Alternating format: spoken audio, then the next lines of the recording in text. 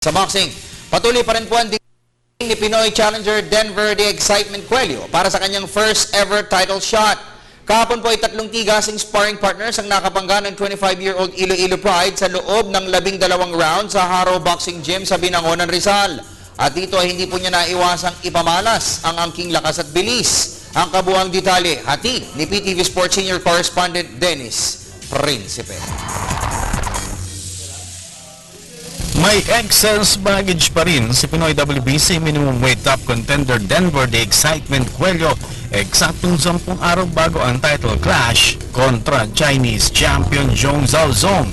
Sa panayam ng PTV Sports, ibinunyag ni boxing trainer at manager Aljo Haro na bagamat pasok si Cuello sa 10-day mandatory weight requirement na ipinapatupad ng WBC, 5 pounds over the limit pa rin di umano ang kanyang prize to fighter sa minimum weight o 105-pound division.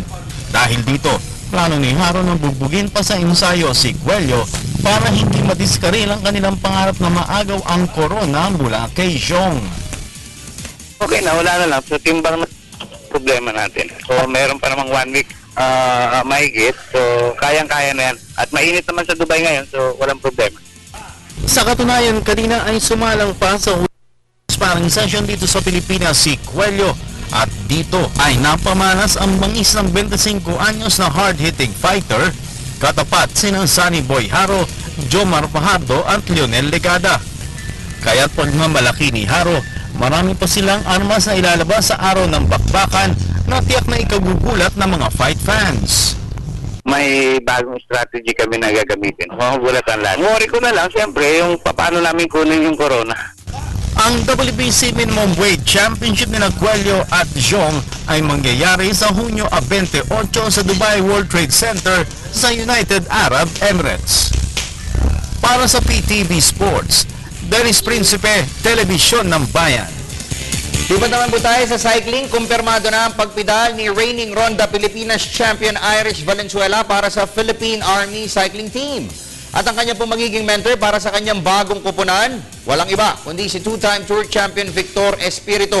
Sinasabing sentro kay Valenzuela ang kampanya ng Philippine Army sa 2014 edition ng Ronda Pilipinas. Nagbabalik si Miss Nicole Ramos.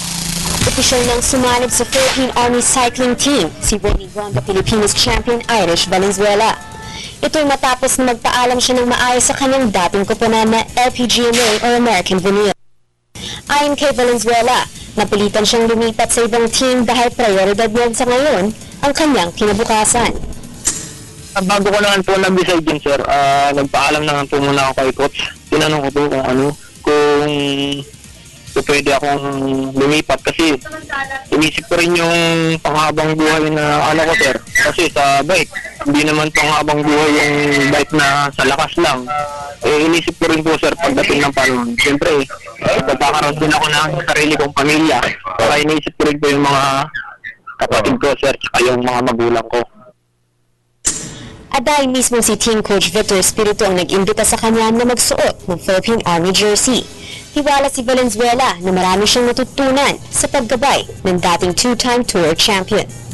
Naging champion din naman po siya. Kaya nga po siguro kinuha din po ako ng Army para kasi meron din pong player yung maybe siguro gusto rin po magkaroon ng player din ng Army para sa LBC din. Sa kanyang edad na 25, isa si Valenzuela sa mga itinuturing na top cyclist ng bansa dahil na rin sa kanyang angking galing sa mga patag at akyating ruta. Para sa PTV Sports, Nicole Ramos, Telebisyon ng Bayan.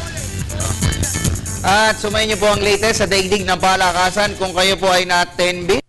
Tutok mamayang alas 5 ng hapon sa PTV Sports. Ako po ang inyong lingkod, Snowball.